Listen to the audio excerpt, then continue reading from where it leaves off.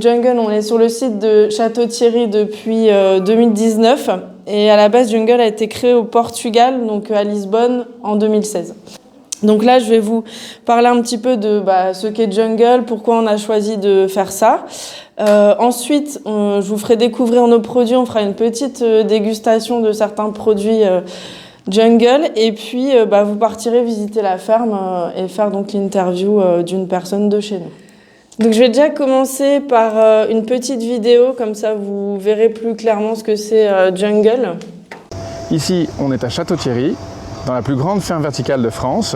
Sur beaucoup de variétés, on n'ira jamais concurrencer l'agriculture conventionnelle. Des herbes aromatiques, des salades de jeunes pousses sont plus des produits qui viennent d'Israël, du nord de l'Afrique, et donc on fait plutôt concurrence à l'importation plutôt qu'à la production locale.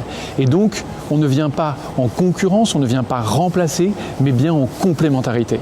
Je voulais déjà faire un petit point en fait sur notre vision, pourquoi on a choisi l'agriculture verticale et aussi le contexte dans lequel on se trouve aujourd'hui par rapport à l'agriculture et à la demande de la population.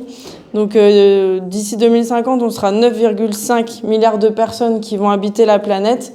Et en fait, une personne nécessite chaque jour d'avoir un apport de 1500 calories pour pouvoir être en bonne santé et bien manger. Et pour produire cette quantité de calories, on a besoin de 0,84 milliards d'hectares pour faire cette production. Ensuite, on a une problématique sur l'eau. Donc, en raison de l'utilisation des engrais, des pesticides, de l'irrigation quand on a des sécheresses, et un climat qui n'est pas forcément adéquat dans toutes les régions de production. On utilise 70% de l'eau douce qui est utilisée par l'agriculture et 60% est gaspillée, c'est-à-dire qu'on ne réutilise pas 60% de l'eau qui est utilisée. Vous pouvez vous approcher si vous voulez goûter. Et puis voilà. Après, en repiquage, je pense qu'il faut... Comme c'est des plantes qui poussent à 25 degrés, ils sont acclimatés quand même à un certain environnement. Donc les remettre... surtout le climat qu'on a ici, en fait. Après, de la ciboulette, de la menthe, oui. Oui, la menthe, par contre, ouais. La menthe, ça pousse partout, de toute façon. On n'utilise pas ou des pesticides ou des insecticides. Parce que comme on a un environnement fermé et contrôlé, on n'a pas cette nécessité. Et après, ici, on a une grosse partie de notre système de climatisation. Donc ici, c'est notre zone de transplantation où on est en train de répliquer la menthe pour faire des essais. La menthe, pour production des menthes, on ne peut pas produire avec des graines, c'est avec des boutures. On cultive essentiellement des aromatiques, donc basilic, vert, citron, thaï, coriandre, ciboulette, persil, des micro-pousses comme les moutardes wasabi, le chiso rouge et la roquette. On est en train de travailler sur une gamme de jeunes pousses coupées et les plantes vont absorber les nutriments dont elles ont besoin dans la solution.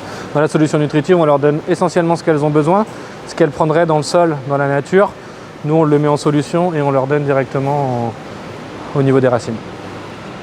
La météo, c'est nous qui la contrôlons ici, étant donné qu'on contrôle l'environnement. Donc, quand je dis environnement, on contrôle dans nos chambres de culture la concentration en CO2, la température et l'humidité de l'air.